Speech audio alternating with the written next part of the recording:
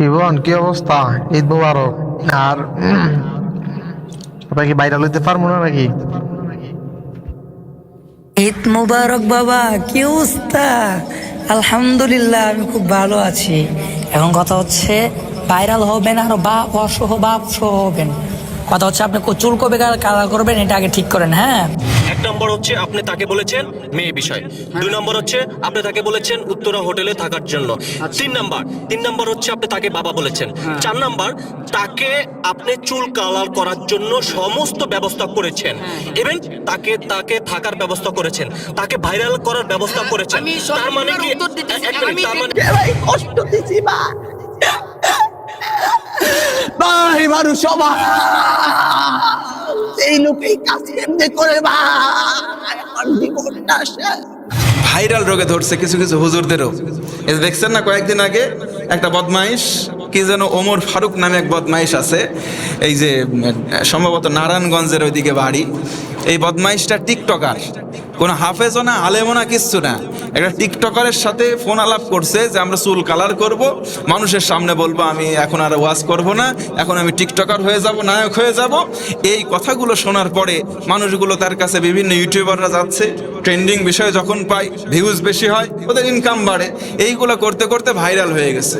কিছুদিন আগে আরেকজন, ওই যে নারী গবেষক একটা বক্তা আছে না বাংলাদেশে, শুধু মেয়েদেরকে নিয়ে সুরসুরিমূলক কথা বলে, কি এই যে, হ্যাঁ নাম বলেন না কেন, তো আছে। কোরআন হাদিসের কোনো বালা নাই, তাদেরকে যদি পেটে বোম মারেন সূরা ইখলাসের তাফসীর ঠিক করে বলতে পারবে না, অথচ তারা আজকে বড় বড় সেলিব্রিটি, তথাকথিত সেলিব্রিটি।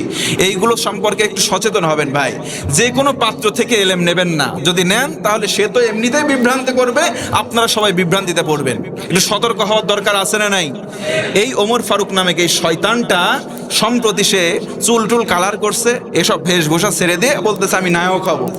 কয়েকদিন পরে ফোন আলা ফাঁস হয়ে গেল। 2 দিন পরেই একটা ছেলে আছে সম্ভবত কি লাল নামে, যারা ইসলাম বিদ্বেষী নাস্তিক হয় তাদের সম্পর্কে যখনই প্রচার পায় তখন তাদের বিরুদ্ধে অ্যাকশনে যায়। এই ছেলেটা ইসলামের অনেক বড় উপকার করতেছে, তাদের মূল তথ্যটা ফাঁস করে দিয়েছে। দেওয়ার পরে এখন হাউমাউ করে কাঁদেওয়ার কুল পাচ্ছে না, সবার কাছে এসে মাপ চাচ্ছে। মাপ চাইলেও আপনারা মাপ করবেন না, কারণ এটা হচ্ছে ধর্মের পোশাক পরে সবাইকে, মানুষ হুজুরদেরকে গালি দেয় কেন জানেন? এইরকম ওমর ফারুকের মতো শয়তান কয়েকটা মানুষের কারণে গোটা আলেম জাতি আজকে কলঙ্কিত হচ্ছে। দু একজন অন্যায় করে না এমন না, হুজুরদেরও অন্যায় আছে, সব হুজুর অন্যায় করে না। দেখবেন এই যে এখানে নামাজ পড়তে আসছে, অনেকে স্যান্ডেল চুরি হয়ে যায় না, এ হয় কি হয় না? তো আপনি কি বলবেন তাহলে মুসল্লি চুরি করছে, এই কথা বলার সুযোগ আছে? বরং না, আপনি এই কথা বলতে পারেন যে চোর সাময়িক সময়ের জন্য মুসল্লি সাজছে, তারপরে সে চুরি করছে। এইগুলোকে আলেম বলবেন না, এইগুলো হচ্ছে শয়তান। কিছু কিছু সময় আলেমের ভেষ ধরছে, এগুলো পাক্কা শয়তান। প্রিয় বন্ধুগণ, এজন্য এদের থেকে সাবধান। সব জায়গা থেকে এলেম নেবেন না, কারণ এলেম নেওয়ার জন্য ওই পাত্রটা কেমন আগে একটু যাচাই করা দরকার। যেই ব্যক্তি কোরআন পড়তে পারে না, এই যে আরেক টিকটকার বলতেছে ও আমাকে বাধ্য করছে, এখন এ বলতেছে বাধ্য করে নাই, ও আমাকে ব্ল্যাকমেল করছে, ও ভাইরাল হতে চায় যে এমন ভাবে পরিচিত হব, এরপরে শুধু দাওয়াত আর দাওয়াত, দাওয়াত আর দাওয়াত। আমরাও বাঙালি না, আমাদের মাথায়ও কেমন জানি সঠিক বুদ্ধি আর কাজ করে না। মিডিয়াতে যার চেহারা বেশি দেখি মনে করে কত বড় আল্লামা রে, কত বড় হুজুর, ওদেরকে দাওয়াত দিয়ে দিয়ে আমরা আনি। ওদেরকে যদি ফোন করা হয় 3টা পিএস অতিক্রম করে তাদের সঙ্গে সরাসরি কথা বলা যায় না। আবার বলে ফাঁকা নাই আমাদের 3 বছর। এইগুলো হচ্ছে ধান্দাবাজ, এগুলো প্রতারক, এগুলো ধর্ম ব্যবসায়ী ছাড়া অন্য কিছু হতে পারে না।